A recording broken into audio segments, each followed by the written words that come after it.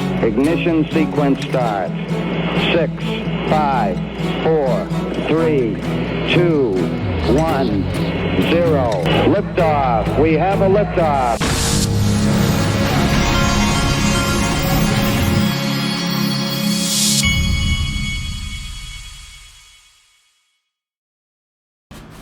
Hey everybody, this is the Digital Asset Investor, and I'm getting started late today because I went to my niece's wedding. Had to wear a tuxedo last night. I'm not big on dressing up in tuxedos, but I did what I had to do. XRP prices ticked up a little bit. We're at 286, nothing crazy going on. I did find a clip of Matthew Osborne, who's going to be speaking at Ripple Swell 2025. He's the Europe Policy Director for Ripple, and this clip is a little older, but it still is a great, I want to show you about right here. And that has been, gives a great explanation of RLUSD and XRP, how this will all work, the big picture. Been projected to increase potentially to $2.8 trillion by 2028, given current market trends. So, why is the stablecoin market growing so fast? What are the sources for demand? And what do we see as the key demand drivers for RLUSD? First of all, for cross-border payments between businesses, new and existing customers of Ripple's own payment solution can take advantage of the benefits that a stablecoin on the XRPL provides. That includes real-time settlement, network effects, and low transaction costs. Now, currently in our payments network, we use the XRP crypto asset, which is the native crypto asset for the XRPL ecosystem. In the future, RLUSD will be available as well, so it's an additional option for our payments customers to choose. If they don't want to settle in an unbacked crypto asset, they're able to use the RLUSD stablecoin as well for more stability of value and an effective on-ramp and off-ramp to fiat. The combination of RLUSD and XRP as bridge assets for Ripple payments improves on the efficiencies of their network and provides an enhanced customer experience. Stablecoins play a really key role as on and off ramps to crypto. So if your money is currently in a bank account, you can then transfer into the crypto sector without loss of value using a stablecoin as your initial bridge asset into digital asset markets, allowing for a seamless transition to enter or exit crypto. We hear a lot about the tokenization of real-world assets at the moment, and we'll hear more about that over the conference today. Stablecoins play a really key role in that by providing liquidity, a settlement asset for trading and transactions in those tokenized RWAs, and collateral also for trading real-world assets. So what you see, for example, is people posting stablecoins as collateral in order to be able to secure leverage for trading of assets that are on-chain, whether that's crypto assets, tokenized bonds, tokenized funds, etc. And you also have portfolio and non-native use cases. So we're partnered with major centralized exchanges for trading of RLUSD, and we also have a targeted approach on major DeFi protocols to increase the total value locked on chain. And we also see non-governmental organizations receiving and paying out in RLUSD as well. Ripple. Very interesting, putting it all together. Look at this from subjective views. I'm really curious what Ripple and Goldman Sachs have to say at this policy and regulation event hosted by CoinDesk. I need to borrow $3,200 to purchase a pass. Payment in XRP will suffice. Market structure, fintech, and banking and global marketplace. There's Ripple, Goldman Sachs, head of policy digital assets, and then they've got a professor from Vanderbilt. $3,200 to attend. Well, speaking of Goldman Sachs, here's Brian Brooks. I'll give you 589 guesses what Brian Brooks is describing. This was with Goldman Sachs. It's an interview that Brian Brooks did recently. The second is remittances. So the idea here is this is a convenient way to avoid foreign exchange by not really transacting in a domestic currency anywhere, but it's having a cross-border token and then being able to cash that out directly into a local fiat currency or into a crypto account. If the only savings was that you did not have to pay the MoneyGram fee or the Western Union fee, that alone would be enormously valuable. Okay, if you think about the average, what is... Didn't Western Union, wasn't it shown that they were working with Ripple this week? Is that a 7% transaction fee? And then last and probably least important, but it's the thing that gets all of the headlines, is it's a payment instrument. So if you think about it today, most people think, well, why would stablecoins ever replace Venmo and Zelle or whatever? Well, with universal interoperability and everything, you can use stablecoins to break down the silos that currently divide. If you think about it, your Apple Cash wallet, your Starbucks wallet, your Amex membership rewards wallet, all of which are dollar equivalent non-cash payment instruments that you currently use, but you don't probably think about them fungibly the way that you think about money. Stablecoin is designed to break down and commoditize all that so that there's a single universal interoperable wallet-based payment functionality. That's a smaller market in the developed world because most people in the developed world are already reasonably well served with their existing tools. They don't feel like there's a crisis the way that like an Argentine saver does think that there's a crisis. But still, over time, one would expect this to get transaction as a faster payments tool, a tool that doesn't have interchange fees associated with it and the like. So I would say those are the three main uses on the user side. Okay, and then we have this from Cointelegraph. Bitcoin Telegraph, look at them. Inside XRP has an 85% rebound to 480 as leverage resets and accumulation kicks in. The train has apparently left the station, according to their graphic. Then this is Lauren Belive, I'm sure I'm butchering that, head of U.S. policy and government for Ripple. She also will be at Ripple Swell. I'm incredibly bullish about Ripple and the crypto industry overall. And as I mentioned with the FTX debacle in the rearview mirror, there's a growing positive focus on crypto, both in the Beltway and nationwide. And with Ripple's recent success in the SEC lawsuit resolution and the stablecoin launch to showcase our commitment to innovation.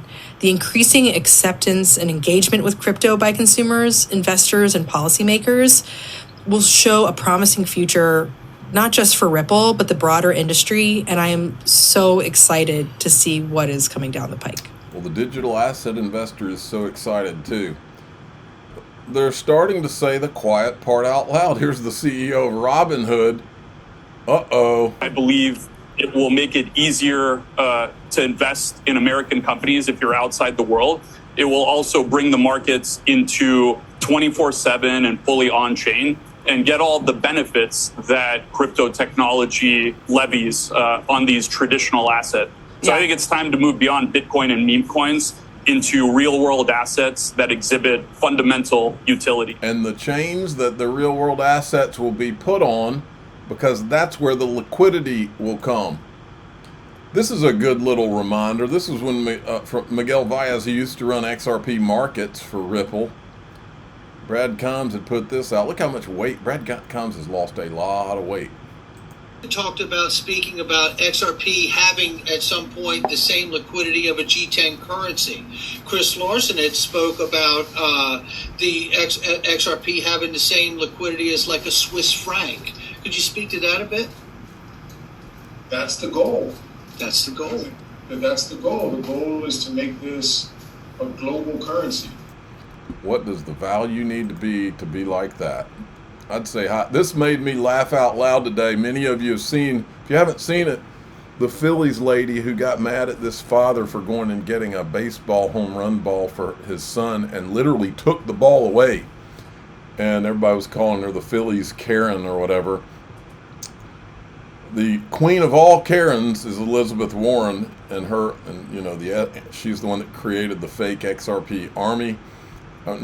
Fake crypto, anti-crypto army, and somebody put her head on the woman's face. It's a classic. Speaking of Senator Warren, you need to hear this. You remember Gary Gensler was her toady. If what they're describing here is not organized crime, I don't know what is.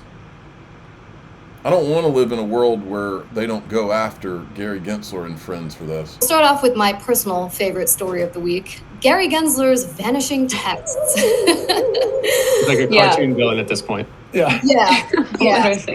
Literally. So what happened there, I'll give you a quick abridged version. Gary Gensler, former chair of the SEC, a bunch of his text messages from when he was chair have disappeared. An internal investigation conducted by the SEC Inspector General found that avoidable errors and a botched IT wipe of the former chairman's phone permanently deleted messages from October 2022 through September 2023. And if you think about that timeline, guys, right, that was really the height of the crypto crackdown the agency engaged in. And I think, as we've seen from people on Twitter's reaction, they're none too happy. I mean, we talk about confluence and conspiracy. We can talk about, coincidence, but it doesn't look so great for the former chairman. I don't know about how you guys feel about that. Listen, if I'm deleting texts, there's a reason I'm deleting them. Whether or not I slipped a couple money to a IT guy, I don't know. But I don't know. I don't think it's the best look. And I know they reviewed, about 1,500 messages that were recovered from colleagues and other records. And they determined that majority of them were federal records.